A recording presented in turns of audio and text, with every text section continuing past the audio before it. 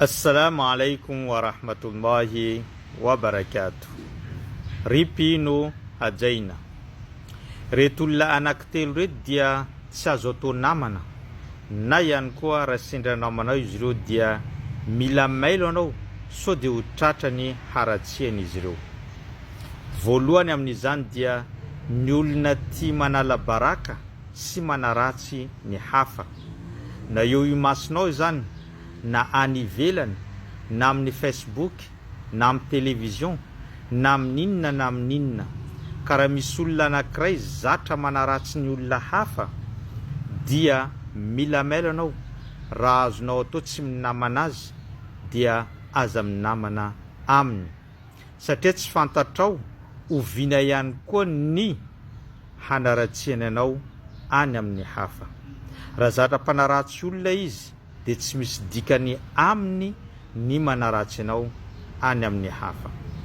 Ny faharoa amin'izany dia olona izay efa namadika anao na namadika ny namanao na olo-kafa.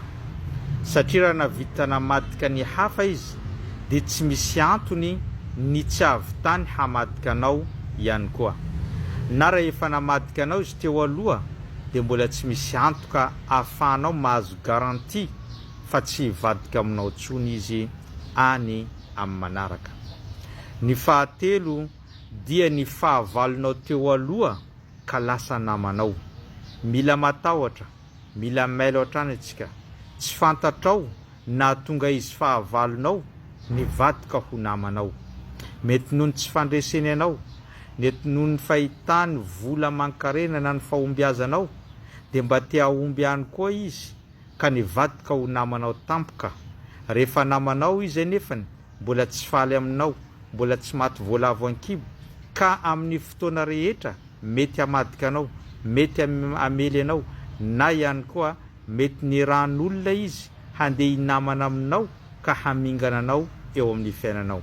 Ka ireo olona anankitelo ireo dia fadio ny minamana amin'izy ireo, na mila mailo anao raha sendra misy namanao iray amin'izy telo ireo. Voalohany voalazantsika teo dia ny olona tia manaratsy ny hafa na manaratsy olona eo anilanao.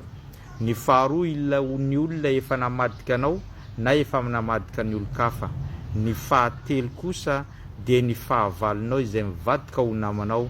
Mila matahotra anao, mila mailomailo lalandavanao, fa ny fiainana eto ambony tany dia efa ohatr'izay.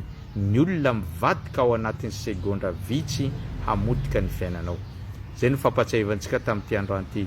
Abonneo, partageo ary ataovy j'aime fa mbola maro ireo karazana torohevitra hozaraintsika eto.